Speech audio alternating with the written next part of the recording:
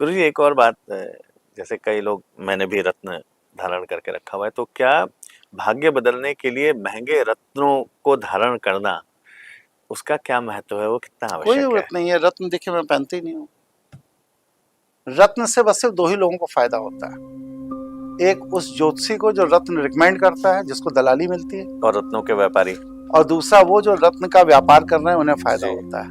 जी क्योंकि ज्योतिषियों को एक अच्छी खासी रत्न में दलाली मिलती है, जी। इसलिए ये लोग रत्न रिकमेंड करते हैं।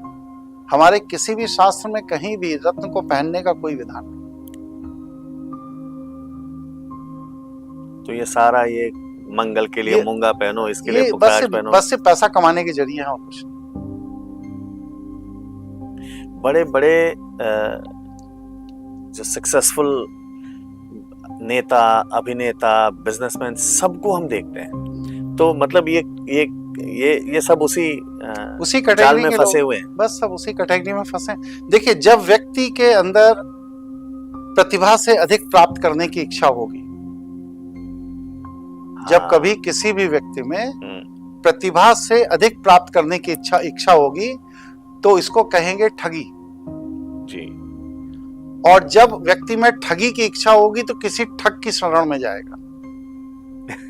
बिल्कुल। और जब वो ठग की शरण में जाएगा तो वो पहले उसी को ठगेगा जो उसके पास आया, जो पैसा है, चल के पास आया, जो चल के पास आया। और ज्योतिष के लिए, चाहे तो तंत्र इसलिए यंत्र के रत्न लिए, आदि सब व्यर्थ का विषय है जी। ये औषधि है। रत्न जो है ये औषधि है। टाइम बीइंग, जैसे आपको वायरल हो गया तो आपने टाइम बीइंग 2 दिन क्रोसिन खा ली, बुखार उतर गया, क्रोसिन खाना बंद कर दिया जी। ऐसा कहीं नहीं होता कि हमको वायरल हुआ, मैंने क्रोसिन खाई और पता लगे 5-7 साल बस सिर्फ क्रोसिन ही खाते रहेंगे, नहीं होता। तो जब ग्रहों की ऊर्जा हमारे पिंड के किसी स्थान को डैमेज करती है या अतिरिक्त ऊर्जा पैदा कर देती है, तो उस समय पर उसको संतुलित करने के लिए टेम्परेरी, अस्थायी तौर पर रत्न उपचार का विधान अपनाया जाता है। लेकिन अब आपसे कह दें कि भाई 20 दिन की समस्या है, ये आप हीरा खरीद लीजिए, तो आप 20 दिन के लिए तो हीरा खरीदेंगे जी।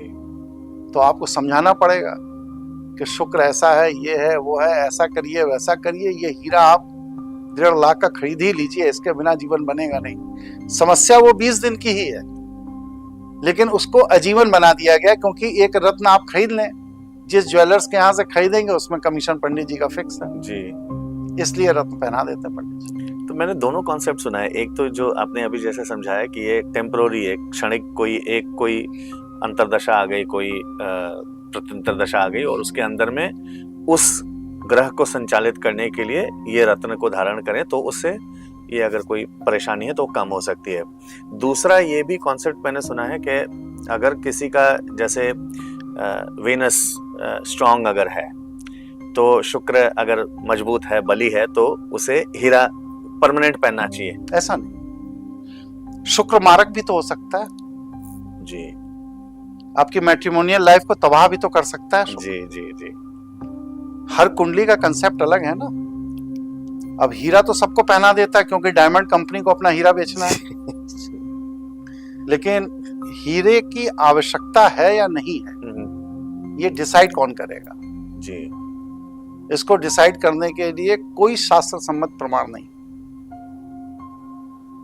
जी। आप कहते हैं ओपल भी शुक्र में यूज किया जाता है, हीरा भी शुक्र में यूज किया जाता है, और इसके पूजा अनुष्ठान भी होते हैं। तो प्रश्न ये है कि शुक्र को मजबूत करने के लिए मैं पूजा करूं, कि मैं व्रत करूं, कि मैं रत्न पहनूं, कि मैं पंडित जी से अनुष्ठान कराऊं, कि मैं कन्याओं को भोजन कराऊं? ये जो 9 तरह की विधाएं उपचार खंड में दी गई हैं, इसमें से कौन सी विधा आपको प्रयोग करनी है, ये कौन डिसाइड करेगा?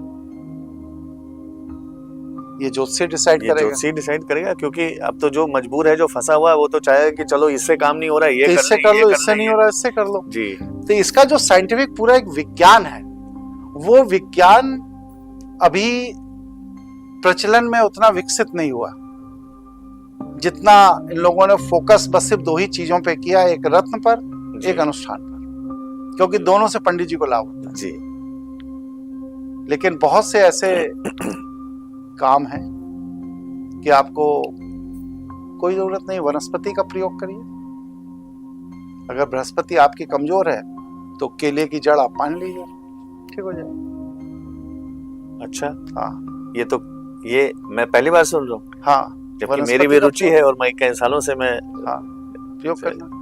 जानने समझने की कोशिश कर तो रहा हूँ। इस तरह आपकी कुंडली में मान लीजिए केला नहीं उपलब्ध है, हल्दी की गांठ अपने बाह में बांध दीजिए, बृहस्पति कंट्रोल हो जाए।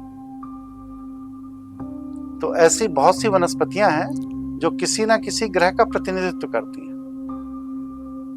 और वो भी उतनी इफेक्टिव होगी जितने रत्न हो गए, उतने ही होंगे, बल्कि उससे ज्यादा उससे होंगे, ज्यादा रत्न होंगे। से ज्यादा होंगे। क्यों? ऐसा क्यों? क्योंकि ये किसी पेड़ से उसका अंश है ना, तो पेड़ तो जीवित है, रत्न जी। तो जीवित नहीं है, जी। वो तो जमीन के अंदर करोड़ों साल पहले दबा हुआ है। जी।